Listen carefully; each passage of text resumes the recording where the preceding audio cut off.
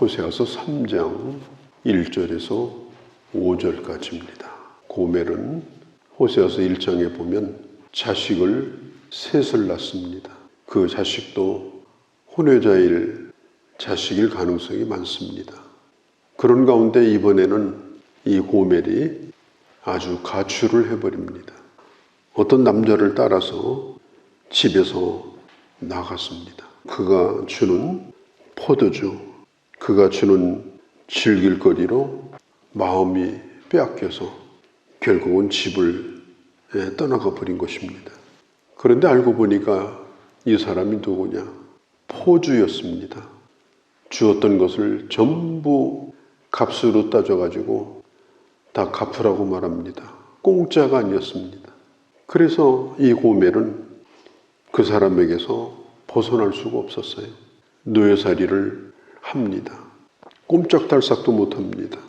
지금 고멜이 처해 있는 이런 상황은 이스라엘이 처해 있는 상황과 똑같습니다. 이스라엘은 처음에는 우상이 좋아 보였습니다. 보이지 않는 하나님보다 보이는 것 섬기는 게 더 좋고 훨씬 더 현실적이고 또 자기가 노력하고 애쓴 만큼 얻는 것에 대한 보람도 있고 언제든지 내 맘대로 살다가 편할 때만 와서 구해도 부담감이 없고 그래서 이스라엘 백성들은 우상을 따라간 거예요. 처음에는 좋아서 따라갔습니다. 그러다가 나중에는 점점 종이 됩니다. 거기에 매여 살게 됩니다. 고멜이 지금 그런 상태입니다. 사기꾼에게 걸려든 것입니다. 고멜은 이제 시장 바닥의 물건처럼 되어버렸어요. 이것이 바로 하나님 앞에서 이스라엘 백성들의 현재 상황인 것입니다. 호세아가 가보니까 형편없이 되어버렸습니다. 1절 전반절에 보면 이스라엘이 다른 신을 섬기고 그리고 건포도 떡을 즐길지라도 지금 그렇게 하고 있는 거예요. 아직도 거기에 취해서 있는 겁니다. 매여서 끌려가면서도 또 나름대로 그런 것에 취해서 지금 끌려가고 있는 상황인데 성경은 말합니다. 여호와가 그들을 사랑하시나니. 여호와가 그들을 사랑하시나니. 호세아가 자기 아내 고멜을 버리지 않고 끝까지 사랑해야 될 이유가 뭐냐? 하나님이 이스라엘 백성들을 그와 같이 사랑하시기 때문에 호세아에게 내 아내를 가서 찾아오라 이렇게 말하고 있는 겁니다. 호세아의 개인적인 가정사를 통해서 호세아로 하여금 하나님의 마음이 어떨까? 하나님이 어떤 심정일까? 어떤 심정으로 우리를 사랑하실까? 이걸 호세아로 하여금 경험하게 하고 하나님의 심정으로 지금 망해가는 북이스라엘을 향해서 하나님의 말씀을 증거하게 하고 있는 것입니다. 그리고 구원이 뭐냐 이걸 가르쳐주고 있는 거예요. 구원은 바로 몸값을 치르고 그 노예를 다시 데려와서 자기 사람으로 삼는 게 이게 바로 구원입니다. 과거로 거슬러 올라가 보면 이스라엘 백성들이 광야에 있을 때 그들이 먹는 음식은 만나였어요. 만나만 받아먹고 그렇게 생활을 했습니다. 그렇게 하다가 이제 가나안 땅에 들어갔습니다. 가나안 땅에 들어가서 그들이 건포도도 먹고 곡식도 골고루 농사져서 먹고 광야 생활에 비교하니까 지금이 더 좋은 거예요. 너무너무 다양하고 맛도 다양하고 그런 세상을 가나안에서 경험을 합니다. 그리고 광야에 있을 때는 매일마다 만나만 기다려야 돼요. 못 사주게 돼 있는 거예요. 딱 안식일 것만 이틀간 거두지 하루치라도 쌓아둔 적이 없는 게 광야 생활이에요. 하나님으로 만족하긴 하는데 남는 것도 없고 그래서 그런 대로 만족할 수밖에 없는 생활이 이게 광야 생활입니다. 그런데 가나안에 들어가니까 생활이 안정이 돼요. 풍족해져요. 이제는 좀 뭔가 좀 쌓여가기 시작합니다. 처음에는 이게 다 하나님의 은혜라고 이렇게 생각을 하다가 그들이 바알을 만나요. 하나님의 은혜이긴 하지만 그래도 바알이 도와줬다. 그래서 농사 지을 때마다 가축을 털을 깎을 때마다 열매를 거둘 때마다 바알에게 제사를 지냅니다. 과거에는 하나님이 없으면 그냥 굶는 지경이 됐는데 지금은 그런 초자연적인 기적이 필요 없는 세상이 돼버린 거예요. 비도 악인과 선인에게 똑같이 내려주고 바알을 섬기는 악한 자들도 농사기술만 좋으면 충분히 잘 살고, 그러니까 무슨 기적이다 뭐 이런 게 별로 기대가 안 되는 그런 세상을 만난 겁니다. 자기가 다 열심히 노력해서 모은 거고 얻은 것이다 보니까 하나님이 주셨다라고 하는 것에 대하여 실감이 나지 않는 거예요. 그래서 완전히 바알에게 매여서 삽니다. 편련대로 우상을 섬기는 그런 생활을 해요. 건포도와 곡식으로 그냥 만족합니다. 하나님께서 우리에게 원하는 게 뭡니까? 풍요함 속에서도 그 풍요보다 하나님을 더 사랑하는 겁니다.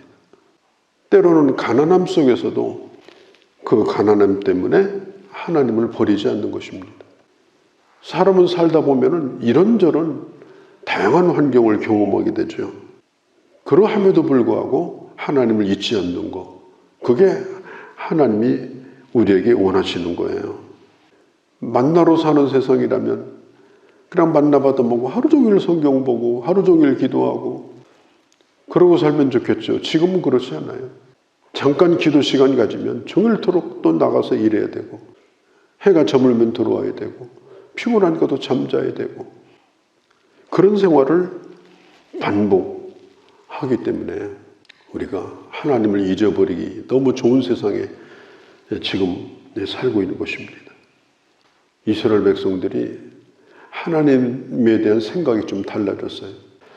하나님은 저 광야의 신이고 이 가나안 땅의 신은 바알이다.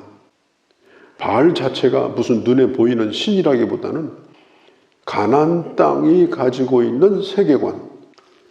세상 사람들은 이 세상에 게임의 법칙이 있습니다. 그 법칙을 잘 따라야 부자도 되고 그 법칙을 잘 따라야 나름대로 큰 소리 치고 사는 거예요. 그런데 우리 예수 믿는 사람들은 그런 게임의 법칙에서 벗어난 사람들이에요. 전혀 다른 세계관을 가지고 있습니다.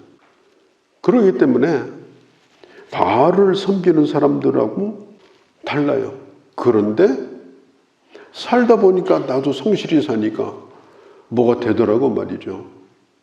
부자도 되고 뭐 나름대로 성공도 하고, 그러니까 이제는 하나님의 사람으로 살기를 포기하고 이 세상의 게임의 법칙에 따라서 그런 사고방식을 가지고 사는 것, 그게 바로 바알을 따라가는 것입니다.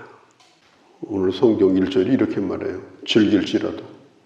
지금 그러고 있는 중이에요. 즐길지라도. 완전히 하나님을 떠났어요. 세상의 귀신에 매여서 살고 있어요. 물질 귀신에 들려가지고 살고 있어요. 그런데 그럴지라도 여호와가 그를 사랑하시나니. 이건 대단한 말씀입니다. 이것은 호세아가 그 고멜을 사랑하는 것과 같은 하나님의 사랑이에요. 지금 즐기고 있어요. 하나님을 찾지도 않아요. 아예 뭐 거기 눈이 멀어가지고 예수 안 믿는 사람과 똑같이 살아요. 그러할지라도 하나님은 너를 사랑한다. 호세아서 1장에 보면은 하나님께서 너는 내 백성이 아니다 이런 적이 있거든요. 너는 내 자녀가 아니다 이렇게 말씀하신 적이 있어요. 그런데 오늘은 다른 신에게 정신이 팔려서 지금 건포도주를 즐기며 거기에 빠져 있을지라도 내가 너를 사랑한다. 분명히 너는 나를 배반하고 나를 실망시켰다. 그러나 너를 구원하는 구원의 계획은 내가 취소할 수가 없다. 그렇다고 해서 내가 너를 사랑하는 것을 포기하진 않겠다. 너가 하는 일이 정말 싫다. 그렇다고 해서 너를 구원하는 것을 내가 포기하지 않겠다. 내가 너를 사랑한다. 4절에 보면 하나님께서 이렇게 말씀하셔요. 많은 날 동안, 그렇게 많은 날을 지내는 거예요. 그 많은 날을 기다리게 하는 거예요. 하나님도 기다리시고 또 나중에는 엉망진창이 돼가지고 하나님 앞에 돌아갈 수 없을 때도 이스라엘 백성도 기다리고 그 고난과 그 기다림의 시간이 있는 겁니다. 여기 보면은 많은 날 동안 왕도 없고 지도자도 없고 제사도 없고 주성도 없고 에봇도 없고 드라빔도 없고 이제는 이렇게 살다 보니까 하나님도 없어요. 우상 성겨 보니까 우상도 아니에요. 우상 제사도 없어지고 하나님 앞에 예배도 없어지고 완전히 그 인생이 공허함에 빠집니다. 아무것도 남은 게 없어요. 이제 하나님을 부를 수도 없고 우상도 싫어요. 완전히 공백 상태에 빠집니다. 그래서 오랜 이런 고통의 시간이 있는 겁니다. 이 고난을 통해서 비로소 참 나를 사랑하는 자가 누구냐? 진정으로 나를 구원하기를 원하시는 분이 누구냐? 그 하나님을 찾도록 만드시는 거예요.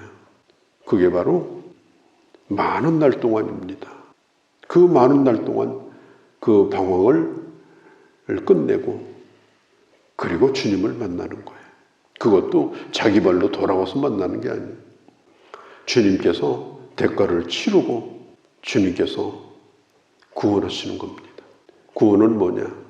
내가 스스로 구원하는 게 아니고 하나님께서 대가로 그 아들을 나를 위해서 치르심으로 하나님의 공의를 만족시키시고 하나님의 사랑을 받을 수밖에 없는 자로 만드셔서 사랑하시는 거예요. 로마서 5장 8절에 우리가 아직 죄인 되었을 때 하나님을 사랑하지도 하나님을 부르지도 하나님 앞에 감사치도 아니하고 있을 때 그리스도께서 우리를 위해서 죽으심으로 하나님의 사랑을 우리에게 보여주셨다. 하나님의 사랑을 우리에게 확증해 주셨다. 하나님하고 원수됐으니까 다 끝난 거잖아요. 하나님하고 원수됐는데 무슨 소망이 있습니까?